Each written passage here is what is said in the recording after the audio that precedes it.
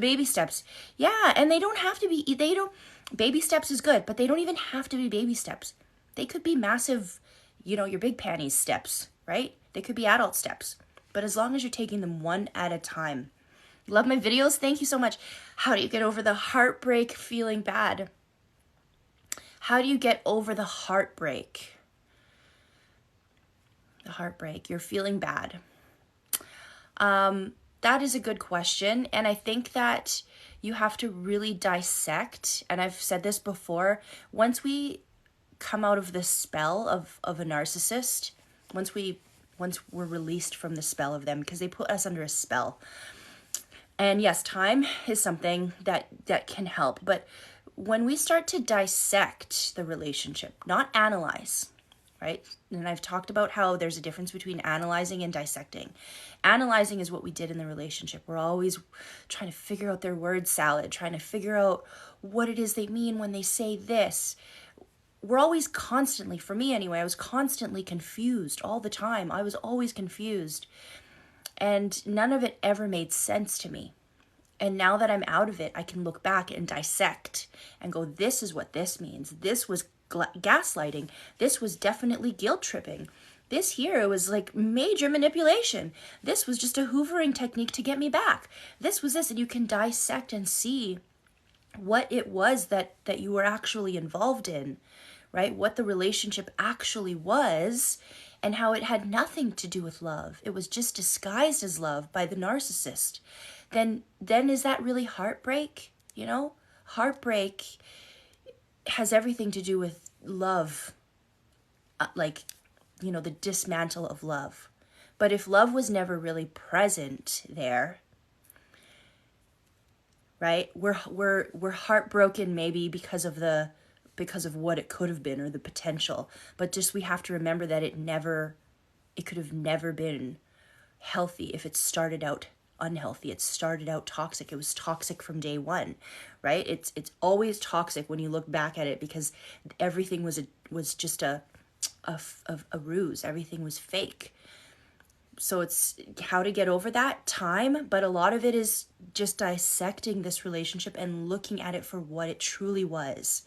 And then you can step into your power and start directing what you thought was love for this person back to yourself and loving yourself. I have figured out his face when he's about to manipulate. Yeah, so now you know, right? And so what I wanted to talk about too is like, once you start learning about this type of abuse, you can start to use some of these techniques to prime you, to like be ready. It's like, oh, now you know what his face looks like when he's manipulating you, right? For me, it was like, oh, silent treatment. Yes. Silent treatment. Yeah. Peace and quiet. Give me the silent treatment. Sure. Before it would make me crazy. I would be like, why aren't you talking to me? Why can't we talk about this? Why? Now it's like, you want to give me the silent treatment? Fantastic. I have a vacation from your abusing ass. How do I get over being cheated on by a narc? That's get over it. Don't worry about getting over it. Maybe you'll never get over it. When someone tells you why do you want to get over it? If someone tells you to get over it, they don't understand don't let anyone tell you to get over it. Maybe you'll never get over it. But what you can do is redirect that back to you and just love yourself again. Like I say, I just keep pointing it always back to you. Yep, you don't realize some of it until you're out. For sure, you just left yours a week ago. Woohoo! Someone told me that he doesn't even show you love or kindness or he cares about you. And I said, no. Someone told me he doesn't even show you love and kindness. And I just said, no, keep going. I'm interested. Hey, what's going on? I don't know. Do you mean the person that you're with right now? 1984 Monte Clavo. Is this the person you're with right now and somebody's telling you that they're not a person of kindness and you said no? So it sounds like you're defending this person, this toxic person. Is that what you mean by that? So you admit people are forced to get the poison jab even though they've had serious reaction? No, I don't admit to that, but thank you. This is not the topic we're talking about. Thanks for your 2 cents. I can be adult steps, but sometimes little steps are all you can do at the moment. Yeah, exactly. And as long as you do the each step at a time, one step at a time. Oh, remember those silent treatment was peaceful after a while, for sure. When near the end, I loved if he ever gave me the silent treatment. It was like, it's like a reward, right? Silent treatment. Don't talk to me. Don't be giving me shit, right? Don't be yelling and screaming at me. Silent treatment. I love it. What did you say there, Ryan? But someone will benefit from what you thought you had when it's right. Exactly. Someone will benefit from what you had. Be with someone who's always mean to you. He doesn't ever show you any kind of care. Someone told me he doesn't show you love and kindness or any on a daily basis, but how can you be? Okay. I'm missing that comment. It's been 6 months, literally. I don't know how to get over my ex. He doesn't care about me at all. 6 months, if he doesn't care about you, you know, what is it that you loved about this person? What is it that you miss about the person? Ask yourself, what is it that you miss about this person? Was it something specifically that they did for you? Is it the way they made you feel? Did you, who were you when you were with them? What kind of a person were you when you were with them? And tell me, and then if he doesn't care about you at all, why is it that you miss him? Okay, I've had to leave my ex not long ago. My baby's dad, he was abusive. How do you deal with a narc? I'm having a hard time dealing with a narc, to be honest. And that's a question that, how do I deal personally with a narc? I don't. How do you deal with a narc? You don't. Don't deal with a narc. That's the answer. Don't. How do you deal with yourself after being abused by a narc? That's the question. The question is, how do you deal with you? So the first thing is to have some sort of knowledge of what happened, make some sort of sense of where this relationship got to, how it happened. For me, the biggest healing piece was knowing the cycles of a narcissist abuse and their techniques. They start with the love bombing phase. They get you roped in, right? Like, relationships shouldn't start up here, right? They should start down here and build up. And when you have a relationship that starts up here, this is where it ends. This is where it always will be. It'll only go downhill, right? If a relationship starts with the crazy love bombing phase, then it'll always be up there. And then it'll just decrease and decline. Relationships start down here and move all the way up so that you keep growing and getting to this place, right? This pinnacle. It doesn't start at the pinnacle. So, when you deal with that sort of stuff and you understand that the love bombing phase is just a way for them to rope you in, and then they start to devalue you in the devalue phase and discard you and call you names and insult you and do all of these awful things, steal from you, lie to you, cheat, and then they go ahead and hoover you back when you decide you've had enough, and then you go back to that cycle again. And it's just like, how do you deal with an narc? You just don't. And then that way in the future, when you start meeting people and if you want to enter any relationship again, you can just, watch for those signs and understand what a healthy relationship looks like. And then you just never have to deal with a narc. I feel the same about the silent treatment used to upset me for making you ignore me. And now you're cool. I made a TikTok video about, what did I miss? Shit. I made a TikTok video about me showing a picture of the whole he's talking to him and his country. I don't know what that means, but that makes so much sense. Start big and small. Totally. Relationships with a narcissist start up here. They can never go higher. That's why you're always like, well, I wanted to go back to the way things were. I wish things would go back to the way things were. Well, they'll never go back to the way things were because the way things were never existed. That was just fake. They were just mirroring all of your good qualities. They were just trying to trick you into falling for them. And they did. It worked. And then it just goes down, down, down, down, down. Right? Your relationship should go like this. Let's see.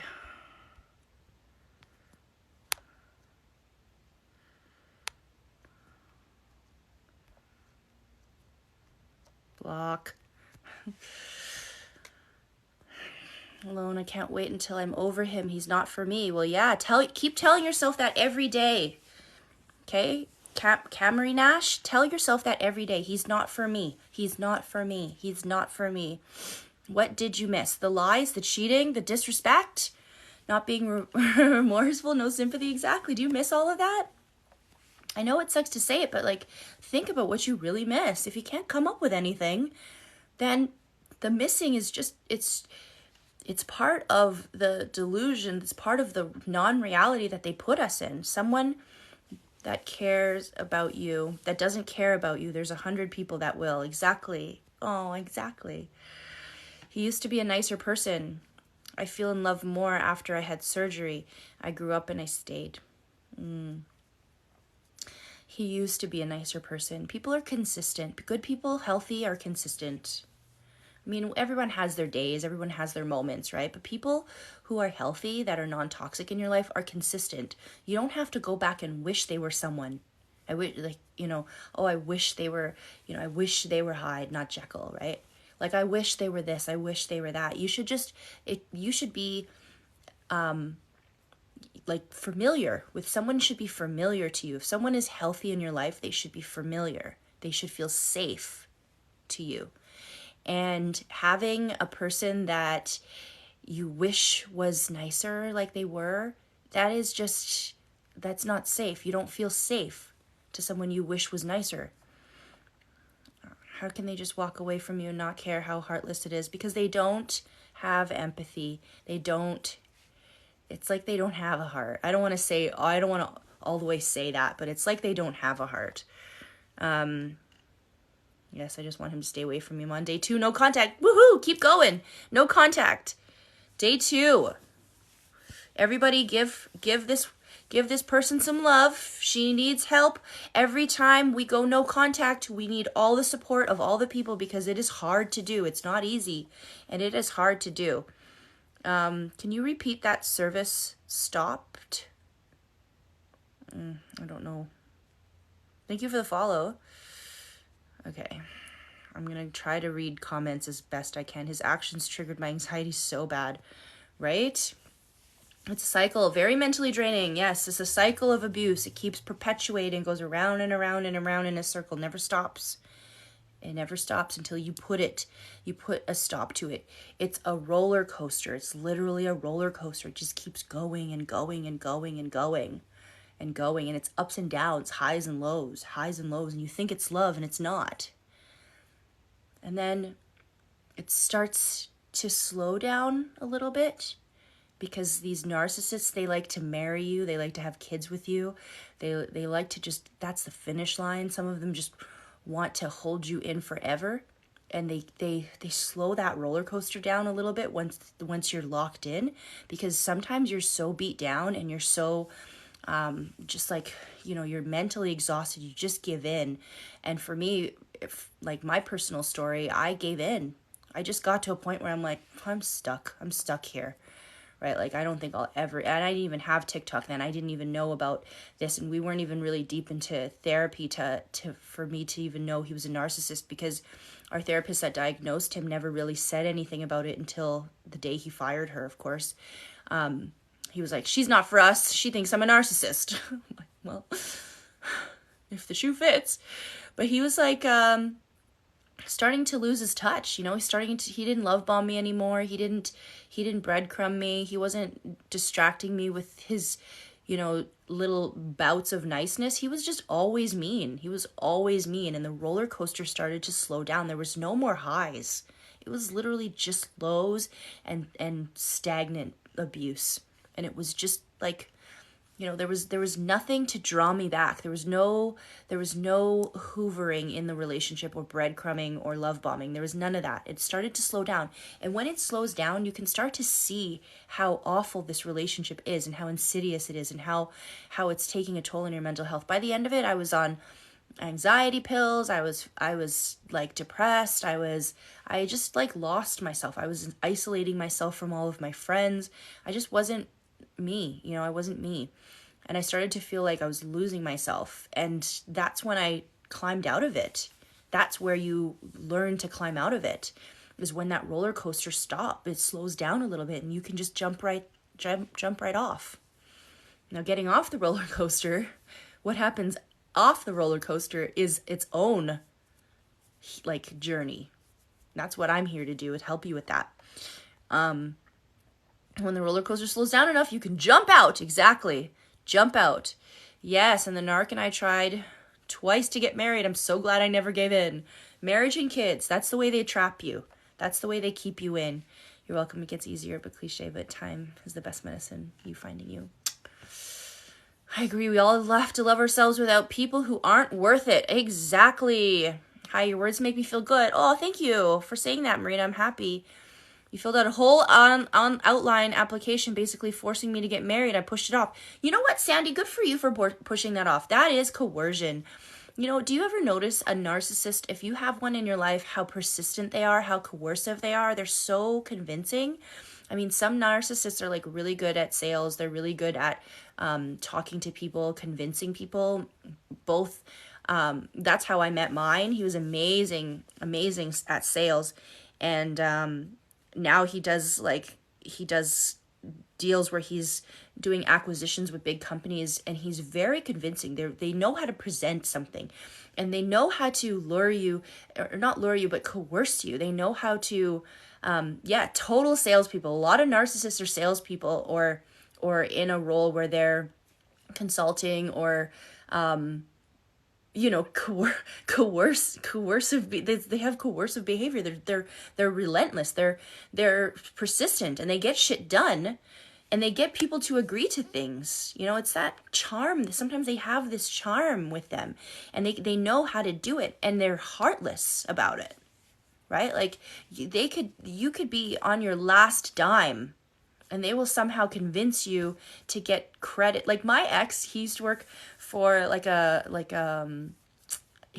he's in video production. So he used to say, oh, I used to sell TVs and now I sell TV, right? He does production, but he used to sell TVs at like a little electronics store. And he used to come home and brag to me about how these poor people, their credit was so bad. It was so bad. And I got them to spend $6,000 on an entertainment package. Right? Because I got them credit. We got them some credits, like so high interest, like, and I just made $1,000 off of them. Like, you know, he would brag about that, and they're heartless. Sometimes they're heartless, and they're really good at what they do if they're good at sales, because they can convince people to do things without really thinking about how it's going to benefit them. They only think about what it's going to benefit themselves, not the person that they're trying to coerce.